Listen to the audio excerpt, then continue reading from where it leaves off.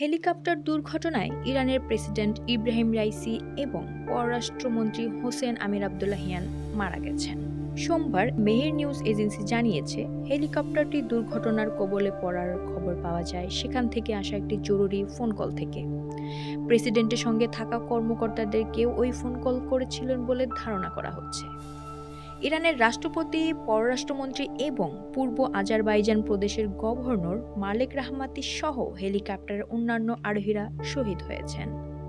তবে রাইসি কিংবা হেলিকপ্টারের অন্য আরোহীদের মৃত্যুর বিষয়ে দেশটির কর্তৃপক্ষ এখনও নিশ্চিত করে কিছু জানায়নি। তবে ইরানি প্রেসিডেন্টকে বহনকারী হেলিকপ্টারের দুর্ঘটনাস্থলে যাত্রীদের জীবিত থাকার কোনো চিহ্ন পাওয়া যায়নি। হেলিকপ্টারের পুরো কেবিন ব্যাপক ক্ষতিগ্রস্ত ও পুড়ে গেছে বলে জানিয়েছে ইরানিয়ান রেড ক্রিসেন্ট। ইরানের প্রেসিডেন্ট ইব্রাহিম রাইসিকে নিয়ে দুর্ঘটনার কবলে পড়া হেলিকপ্টারটিতে দেশটির আরও কয়েকজন কর্মকর্তা ছিলেন বলে জানা গেছে। রাইসির পাশাপাশি ইরানের পররাষ্ট্রমন্ত্রী হোসেন আমির আবদুল্লাহিয়ান, পূর্ব আজারবাইজানের গভর্নর মালেক রাহমাতি এবং ওই প্রদেশের ইরানের সর্বোচ্চ নেতার মুখপাত্র আয়াতুল্লাহ মোহাম্মদ আলী আলে হাশেমও ছিলেন।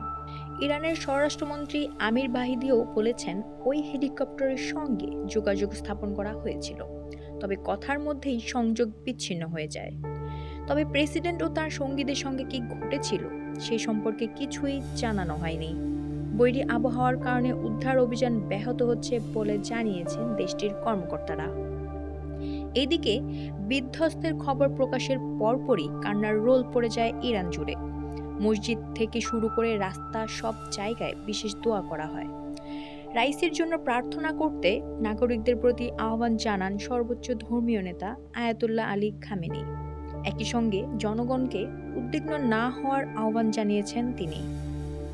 এদিকে রাইসিকে বহনকারী হেলিকপ্টারটির উদ্ধার কাজে সহযোগিতার ইচ্ছের কথা জানিয়েছে মধ্যপ্রাচ্য সহ বিশ্বের বিভিন্ন দেশ। এরই মধ্যে পাহাড়ে অভিযান চালাতে সক্ষম একটি দলকে ইরানে পাঠিয়েছে তুরস্ক। তদন্ত কাজে আগ্রহ প্রকাশ করেছে রাশিয়া। অন্যদিকে বিষয়টি গভীরভাবে পর্যবেক্ষণ করা হচ্ছে বলে জানিয়েছে যুক্তরাষ্ট্র।